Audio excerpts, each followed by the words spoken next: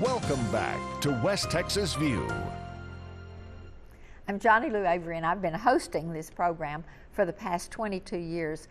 And I'm paying a tribute to the generosity of this TV station for providing valuable airtime for public service programming, but I'm also doing it for a second purpose. I want to ask you to give us your suggestions and ideas of people and things that you would like for us to focus on.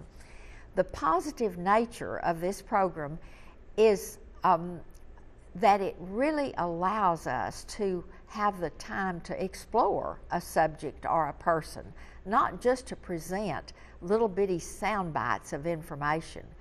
We've talked about benefit golf tournaments and celebrity cultural events. We've talked to the symphony directors and musicians and to community festival directors.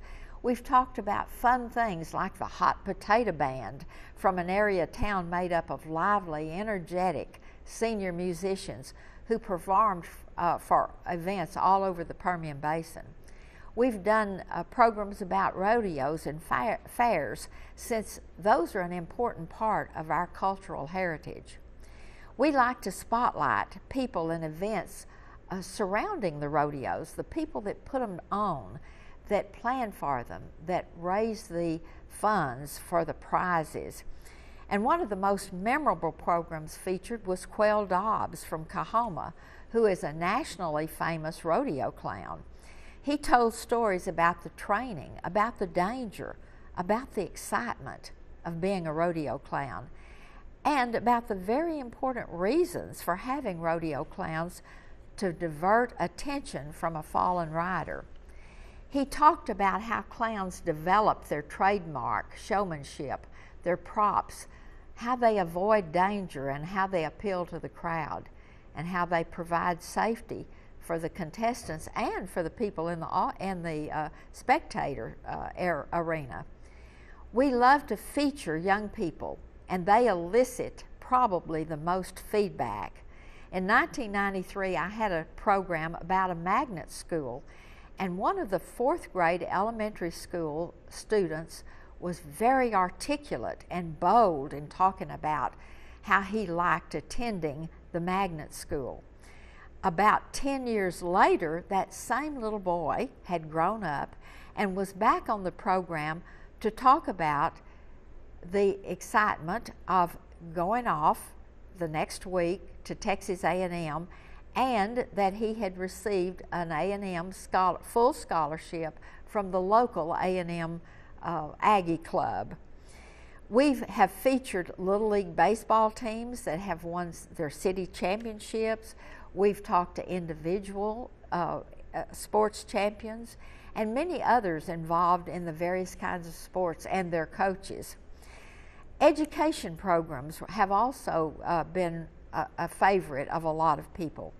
We've done pros and cons on public and private schools, homeschooling, and other types of alternate education.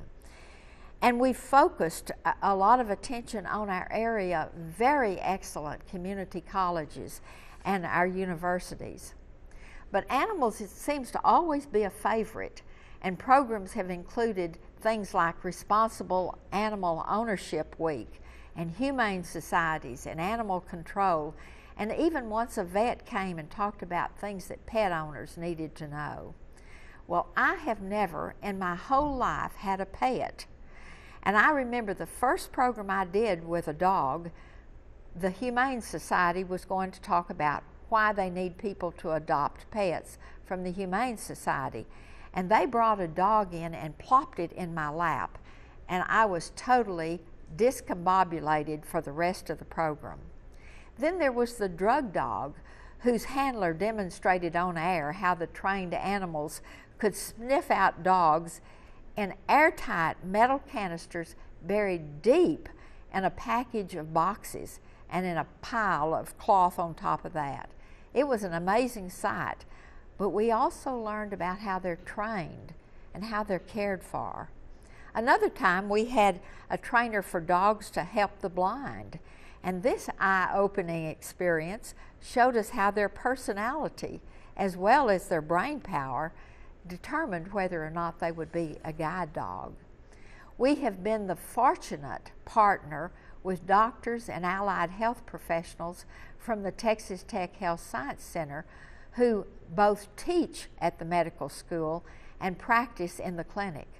They have brought excellent medical information and programs.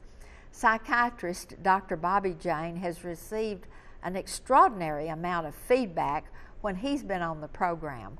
One program he did was on childhood depression and suicide, and he reported on a study done as young as 3-year-olds with depression.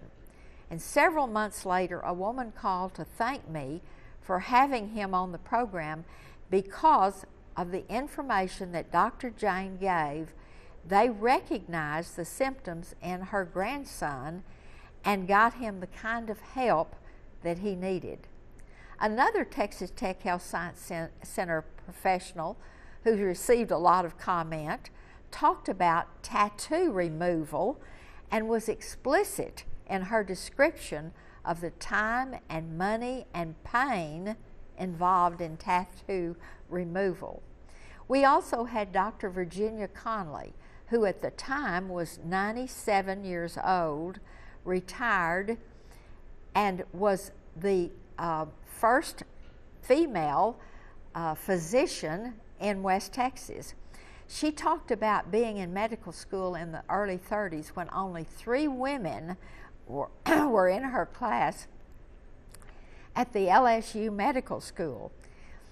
When she came into her community in West Texas, she was looked on a little strangely, but she said almost from the beginning she had a full range of patients. She happened to be an ear, eye, nose, and throat doctor. And she recently, at the age of 100, received the highest honor that the Texas Medical Society can give to their physicians in the state of Texas. She was also honored by the Texas legislature for providing the most free tonsillectomies to indigent children. And after she was on, a woman called from a small community and said she was one of those free tonsillectomies. We have also talked to people with Alzheimer's long before there was really a clear understanding between Alzheimer's and dementia. These are just a few of the things that we've done. We're going to have to take a break now. We'll be back in just a minute and continue this program. Stay tuned. West Texas View will be right back.